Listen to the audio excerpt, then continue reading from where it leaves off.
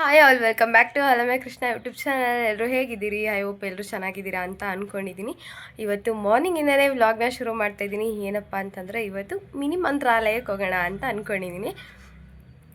ನಮ್ಮದು ಕಮ್ಸಂದ್ರ ಅಲ್ಲಿ ಇದೆಯಲ್ವ ಬೆಂಗಳೂರಲ್ಲಿ, ಅಲ್ಲಿ ಹೋಗೋಣ ಅಂತ ಅಂದ್ಕೊಂಡಿದ್ದೀನಿ. ಅದಕ್ಕೋಗಿ ಬೆಳಗ್ಗೆನೇ ವ್ಲಾಗ್ನ ಶುರು ಮಾಡಿದ್ದೀನಿ. ಬನ್ನಿ ಹೋಗ್ಬಿಟ್ಟು ಬರೋಣ. ಮೊದಲಿಗೆ ನಾನು ಮನೆಯಲ್ಲೆಲ್ಲ ಪೂಜೆ ಎಲ್ಲ ಮಾಡಿಕೊಂಡೆ. ಪೂಜೆ ಎಲ್ಲ ಮಾಡಿಬಿಟ್ಟು ಆಮೇಲೆ ದೇವಸ್ಥಾನಕ್ಕೆ ಹೋಗೋಣ ಅಂತಂದ್ಬಿಟ್ಟು ಮೊದಲು ಮನೆಯಲ್ಲಿ ಪೂಜೆ ಎಲ್ಲ ಮಾಡಿಬಿಟ್ಟು ಇವಾಗ ದೇವಸ್ಥಾನಕ್ಕೆ ಹೊರಟಿದ್ದೀನಿ.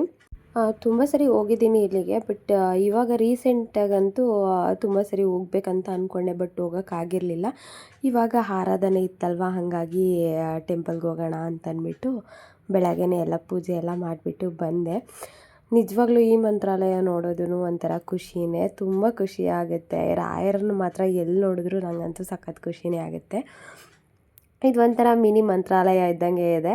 ಆ್ಯಕ್ಚುಲಿ ಇದು ಮಿನಿ ಮಂತ್ರಾಲಯ ಅಂತಲೇ ಹೆಸ್ರು ಇದೆ.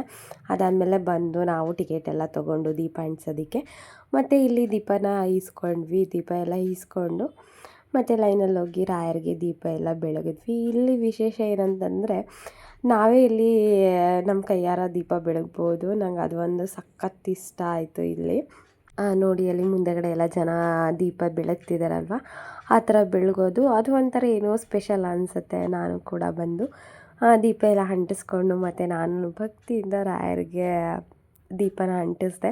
ನಿಜವಾಗ್ಲೂ ತುಂಬ ಖುಷಿ ಆಯಿತು. ಏನೋ ಒಂಥರ ಮನಸ್ಸಿಗೆ ಸಮಾಧಾನ. ಅದ್ರ ಜೊತೆಗೆ ಇವತ್ತು ಆರಾಧನೆ ಕೂಡ ಇತ್ತಲ್ವ, ಹಾಗಾಗಿ ನನಗಂತೂ ಸಖತ್ ಖುಷಿಯಾಗಿತ್ತು ಹೋಗಿದ್ದಿವತ್ತು. ಮಂತ್ರಾಲಯ ನೋಡಿದಷ್ಟೇ ಖುಷಿ ಆಯಿತು.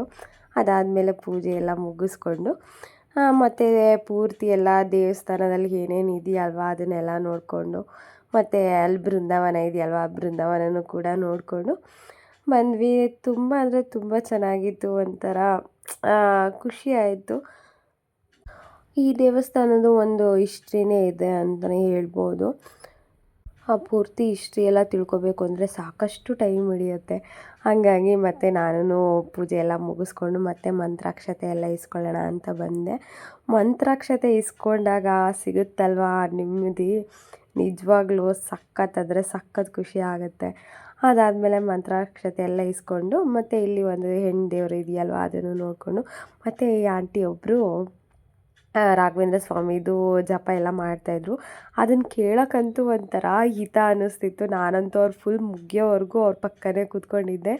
ಪಕ್ಕನೇ ಕೂತ್ಕೊಂಡು ಎಲ್ಲ ಪೂರ್ತಿ ಅವ್ರು ಹೇಳೋದನ್ನೆಲ್ಲ ಕೇಳಿಸ್ಕೊಂಡು, ಅದಾದಮೇಲೆ ನೋಡಿ ಇಲ್ಲಿ ಎಷ್ಟೊಂದು ಲೈನ್ಸ್ ಹಾಕಿದ್ರು ಅಂತಂದರೆ ನಾನಂತೂ ಅದು ಒಂದೊಂದು ಲೈನ್ಸು ನೋಡಿಕೊಂಡೇ ಕೂತ್ಕೊಂಡೆ. ಕೊನೆಗೆ ಅದು ಒಂದು 25-30 ಏನೋ ಇದೆ ಅಂತ ಅನ್ಕೋತೀನಿ. ಎಲ್ಲರೂ ಒಂದು ಕಡೆಯಿಂದ ಓದ್ಕೊಂಡು ಬಂದೆ, ನಿಧಾನಕ್ಕೆ ಅರ್ಥ ಮಾಡಿಕೊಂಡು. ತುಂಬ ಚೆನ್ನಾಗಿತ್ತು. ಅದು ಒಂದೊಂದು ಪದದ ವ್ಯಾಲ್ಯೂನು ಎಷ್ಟು ಅರ್ಥಪೂರ್ಣವಾಗಿ ಇತ್ತು ಅಂತಂದರೆ ಸಖತ್ತಾಗಿತ್ತು. ನಾವು ವಿಡಿಯೋದಲ್ಲಿ ಹಾಕಿದ್ದೀನಿ, ಎಲ್ಲನೂ ಹಾಕಿದ್ದೀನಿ, ನೀವು ಒಂದು ಸರಿ ನೋಡಿ ಪೂರ್ತಿಯಾಗಿ ಅದನ್ನು ಓದಿ. ಅದನ್ನು ಓದಿದ್ರೆ ನಿಜವಾಗ್ಲೂ ನಮ್ಮ ಮೈಂಡಲ್ಲಿ ಏನೋ ಒಂಥರ ಪಾಸಿಟಿವು ಮತ್ತು ನಮ್ಮ ಮನಸ್ಸಲ್ಲಿ ಏನಾದರೂ ಒಂದು ಚೇಂಜ್ ಆದಂಗೆ ಅನಿಸುತ್ತೆ. ನಿಜವಾಗ್ಲೂ ನಾನು ಅಲ್ಲಿಗೆ ಹೋದಾಗ ಒಂಥರ ಅದನ್ನೆಲ್ಲ ನೋಡಿಬಿಟ್ಟು ಏನೋ ಒಂದು ಮನಸ್ಸಲ್ಲಿ ಏನೋ ಒಂಥರ ಚೇಂಜ್ ಆಯಿತು ಅಂತಲೇ ಅನ್ನಿಸ್ತು. ಅದಾದಮೇಲೆ ಒಂದು ಸ್ವಲ್ಪ ಹೊತ್ತು ರಾಯರನ್ನ ಮಾತಾಡ್ಸ್ಕೊಂಡಂತೂ ಕುತ್ಕೊಂಡ್ಬಿಟ್ಟೆ. ಅದಾದಮೇಲೆ ಇಲ್ಲಿ ಮಾಮೂಲಿ ಹಸುಗಳಿಗೆಲ್ಲ ಮೇವನ್ನ ಕೊಡ್ಬೋದು. ಅದು 30 ರೂಪಾಯಿ ಏನೋ ಕೊಟ್ಬಿಟ್ಟು ತೊಗೊಂಡು ಹಾಕೋದು. ನಾವು ಹೊರಗಡೆಯಿಂದ ಏನೂ ತರೋಂಗಿಲ್ಲ, ಅಲ್ಲೇ ಸಿಗುತ್ತೆ. ಒಂದು ಕಟ್ಟಿಗೆ 30 ರೂಪಾಯಿ ಇರುತ್ತೆ. ಅದನ್ನು ಕೊಟ್ಬಿಟ್ಟು ನಾವಿಲ್ಲಿ ಹಸುಗೆ ಹಸಿದು ಮೇವು ಹಾಕ್ಬೋದು. ಅದಕ್ಕೂ ಮೇವು ಕೊಟ್ಟಾಗ ಏನೋ ಒಂಥರ ಖುಷಿ. ನಿಜವಾಗ್ಲೂ ನಾನಂತೂ ಒಂದು 1/4 ಗಂಟೆ 20 ನಿಮಿಷ ಕಳೆದೇ ಹೋಗಿದ್ದೆ ಅಂದ್ಕೊಳ್ಳಿ. ಅಲ್ಲಿ ಎಲ್ಲನೂ ಒಂದು ಕಡೆಯಿಂದ ಅಲ್ಲೊಂದು 4-5 ಏನೋ ಇತ್ತು.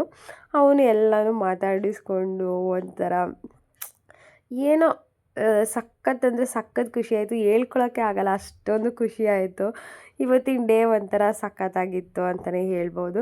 ಅದಾದಮೇಲೆ ಇಲ್ಲಿ ಮರಿಗಳಿದ್ವಲ್ಲ, ಮರಿಗಳ ಹತ್ರ ಅಂತೂ ಕೂತ್ಕೊಂಡು ಎಷ್ಟೊತ್ತು ಕೂತ್ಕೊಂಡಿದ್ದೆ ಅಂತಂದರೆ ಒಂದು 10-15 ನಿಮಿಷ ಅಲ್ಲೇ ಕೂತ್ಕೊಂಡು ಅದನ್ನು ನೋಡ್ತಾನೇ ಟೈಮ್ ಕಳೆದ್ಬಿಟ್ಟೇನೆ ಅಂತಲೇ ಅನ್ಬೋದು. ಅದೆಲ್ಲ ಮುಗಿಸ್ಕೊಂಡು ಮತ್ತು ನಾವು ಪಕ್ಕದಲ್ಲೇ ಸಾಯಿಬಾಬಾ ಟೆಂಪಲ್ ಇದೆಯಲ್ವ, ಅಲ್ಲಿಗೆ ಹೋಗೋಣ ಅಂತಂದ್ಬಿಟ್ಟು ಮತ್ತು ಅದನ್ನು ಎಲ್ಲ ನೋಡಿಕೊಂಡು ಬರೋಣ ಅಂತ ಹೋದ್ವಿ. ಸಾಯಿಬಾಬಂದು ಅಷ್ಟೇ ಇಲ್ಲಿ ಒಂಥರ ಅದು ಒಂಥರ ಸಮಾಧಾನ. ಇಲ್ಲಿಗೆ ಬಂದ್ರೂ ಕೂಡ ಪೀಸಾಗಿರುತ್ತೆ. ಯಾವುದು ಒಂದು ಕಿರಿಕಿರಿ ಅಥವಾ ಸೌಂಡು ಗದ್ದಲ ಏನೂ ಇರಲ್ಲ. ಎಷ್ಟು ಶಾಂತವಾಗಿರುತ್ತೆ ಅಂದರೆ ಅಷ್ಟು ಶಾಂತವಾಗಿರುತ್ತೆ. ತುಂಬ ಅಂದರೆ ತುಂಬ ಖುಷಿಯಾಯಿತು ಸಾಯಿಬಾಬಾನು ನೋಡಿಬಿಟ್ಟು. ಮತ್ತು ಇದರಲ್ಲಿ ನನಗೆ ಇನ್ನೊಂದು ಏನಂತಂದರೆ, ಇದು ಕಂಬಗಳಿದೆಯಲ್ವಾ, ಇದರಲ್ಲಿ ನಾವು ₹11 ಹರಕೆ ಕಟ್ಟೋದೇನೋ ಇದೆ. ಅದು ಒಂದೊಂದು ಕಂಬಕ್ಕೂ ಒಂದೊಂದು ಹರಕೆ ಥರ ಇದೆ. ಅದನ್ನು ನೋಡ್ತಾ ಖುಷಿ ಆಯಿತು. ಅದನ್ನು ತಿಳ್ಕೊಬೇಕು ಅಂತ ಅಂದ್ಕೊಂಡೆ. ನೆಕ್ಸ್ಟ್ ಯಾವಾಗಾದರೂ ಗುರುವಾರ ಟೈಮ್ ಹೋಗಿಬಿಟ್ಟು ನೋಡೋಣ, ಟ್ರೈ ಮಾಡೋಣ ಅಂತ ಅಂದ್ಕೊಂಡು, ಅದಾದಮೇಲೆ ಅಲ್ಲೇ ಟಿಫನ್ ಮಾಡಿಕೊಂಡು ಆಮೇಲೆ ಆಫೀಸಿಗೆ ಬಂದು ಕೆಲಸನ ಮಾಡಿದೆ. ಇವತ್ತಿನ ವ್ಲಾಗ್ ಇದಾಗಿತ್ತು.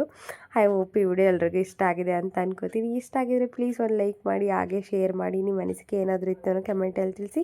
ನಿಮ್ಮ ಸಪೋರ್ಟ್ ಯಾವಾಗಲೂ ಹೀಗೆ ಇರಲಿ.